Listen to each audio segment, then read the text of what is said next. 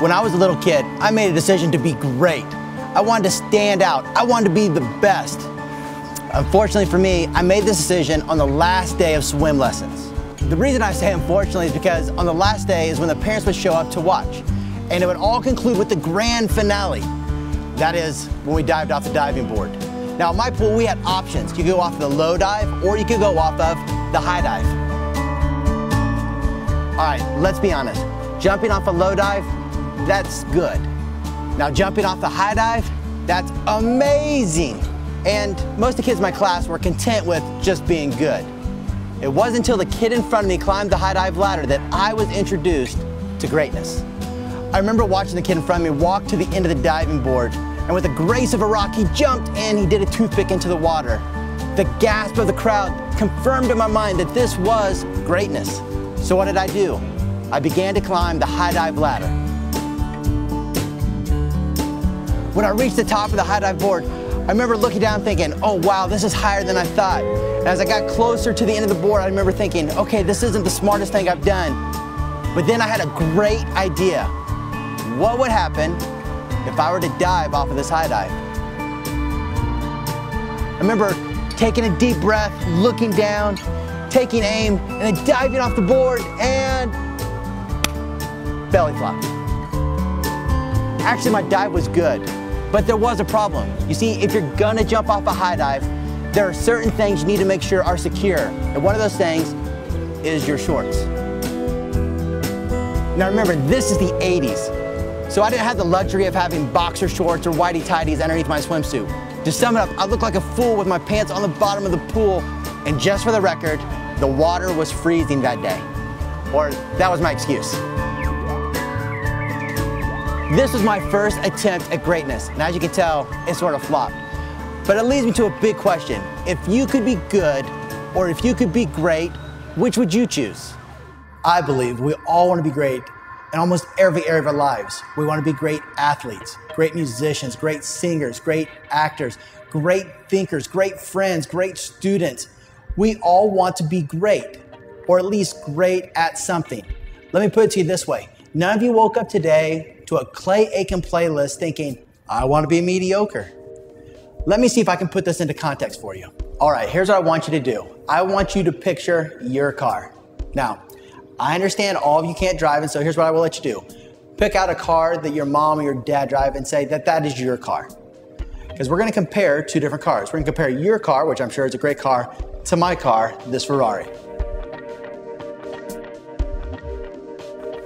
One of these cars has some power. One of these cars is full of power.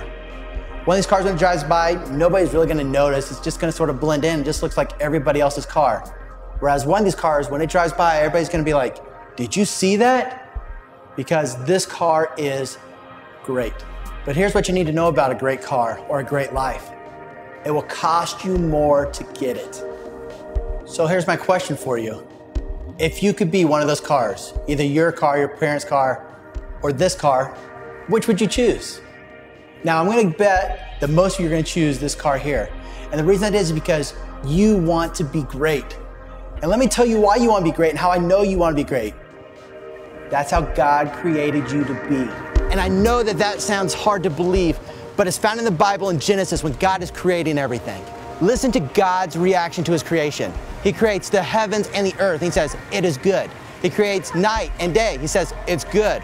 Earth and sky, it is good. And I'm thinking, God's standards must be a lot higher than mine, because I created a coffee table in high school and I thought, man, this is great. And here God has created the entire universe and he's like, it's good. Then on the sixth day, God creates man and he creates woman, and his response is different. Listen to what he says.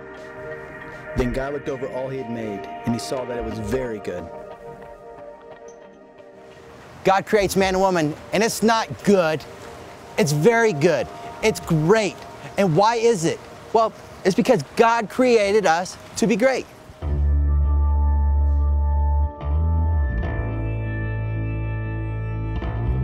Okay, so God created us to be great. That sounds good. That sounds great even. But here's the problem. I don't feel great. And if I were to look around at what people say is great, I don't add up to that standard. Why is that?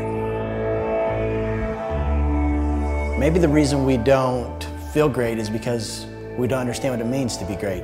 I mean, what is greatness? Is greatness about popularity? Is it about having possessions? Is it about having wealth or power? Those things are all good, but is that what greatness really is?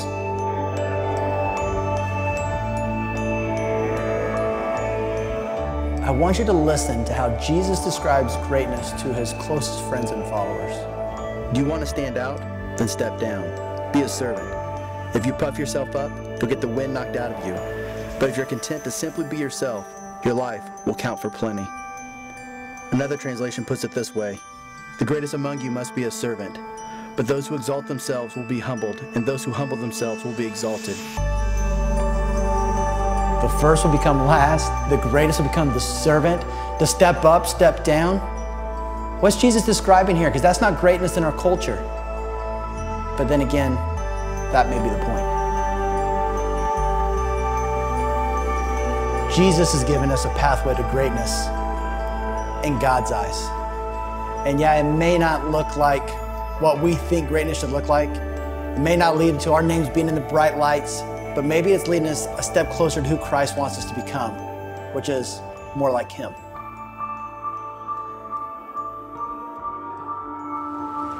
So what is your next step in your relationship with Christ? What's your next step on this pathway to greatness? Right now, there are some of you, and you're spectators. You're just checking out this whole God thing. You're watching the messages, you're watching people sing, you're watching people talk in the groups, and the next step for you is for you to participate, to get involved, to take the plunge, to dive in. Now, most of you are participants. You show up each week and you participate. You sing, you listen to the message, you talk in groups, but when you leave, you sort of leave God at the door.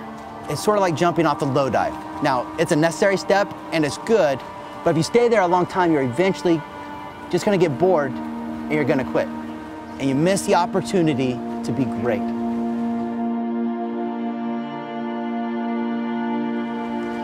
Our goal, our desire, if we could sit down with you and say, hey, here's what we want for you in your life, this is it. That you would be a fully devoted follower of Christ. That you would do what very few people are doing, that you would climb the ladder of the high dive, and that you would take the plunge. And we want the words of Paul's life to be the words of your life when he said, Christ is my life. You see, we want you to discover who God is and to grow in that relationship with him, whether through prayer, devotions, fasting, whatever that looks like for you. We also want you to discover who God has made you to be. Not what this world wants you to be, but what has God created you to be, and to live up to that standard. We want you to be in community. We want you to be surrounded by people who are going the same direction that you are going in, to support you, to help you, to make you better.